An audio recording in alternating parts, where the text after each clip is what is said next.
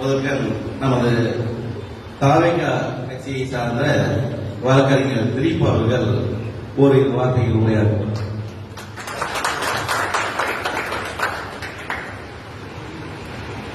இந்த தேசத்திற்காக இன்னுயிரித்த தியாகிகளுடைய வரலாறு இரத்த சரித்திரத்தில் உருவான இந்திய தேசிய காங்கிரஸ் கட்சியின் சார்பில் இன்றைக்கும் அந்த கட்சியுடைய கொள்கைகளை சுமந்து தாங்கி கோடிக்கணக்கான இந்திய தேசிய காங்கிரஸ் கட்சி தொண்டர்களின் நம்பிக்கை ஒளியாக திகழக்கூடிய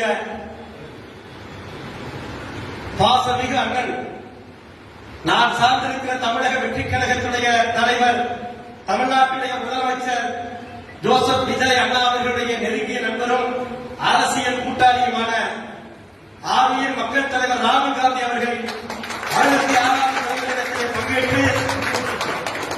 56வது பிறந்த தினத்தில் பங்கேற்று அவரையும் வாழ்த்துவதற்கு எனக்கு கிடைத்திருக்கிற பாக்கியத்தை பெரும்பாக்கியமாக கருதுகின்றேன்.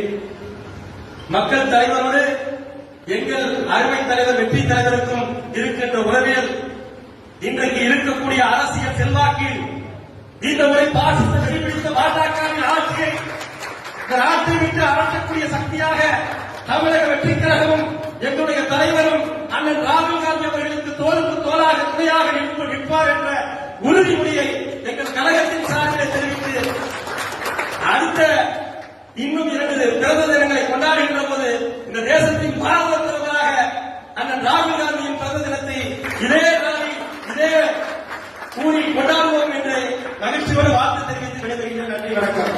நிகழ்வுக்கு அழைத்த மாநகர் மாவட்டத்தின் செயல்மிக்க ஆற்றல்மிக்க தலைவர் அண்ணன் மக்களின் மாவட்ட உறுப்பினர் ரெக்ஸ் அவர்களுக்கும் கழகத்தில் உண்மையான தொண்டர்களின் பிரதிபலிப்பாக என்றைக்கும் ஓங்கி வலிக்கக்கூடிய ஐயா திருச்சி வேலுச்சாமி அவர்களுக்கும்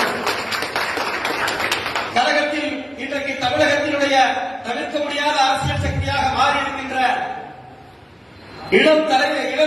இளைஞர்களுக்கான வாய்ப்புகளை பெற்று இன்றைக்கு கழக பணியாற்றி இருக்கின்ற தேசிய செயலாளர்களில் ஒருவர் மாண்புமிகு மேலவை உறுப்பினர் அண்ணன் கிறிஸ்டோபர் திலக் அவர்களுக்கும் மற்றும் கழக நிர்வாகிகள் அனைவருக்கும் இந்த தருணத்தில் நன்றியை தெரிவித்துக் கொள்கின்றேன். கூட்டணி கட்சியின் சார்பில் இந்திய யூனியன் முஸ்லீம் லீக்கினுடைய தேசிய தலைவர் மரியாதைக்குரிய ஐயா காதர் மீது அவருடைய முதல்வருமான இந்த மாவட்டத்தினுடைய தலைவருமான அண்ணனையும் வணங்கி வாழ்த்துகிறேன். நன்றி, வணக்கம்.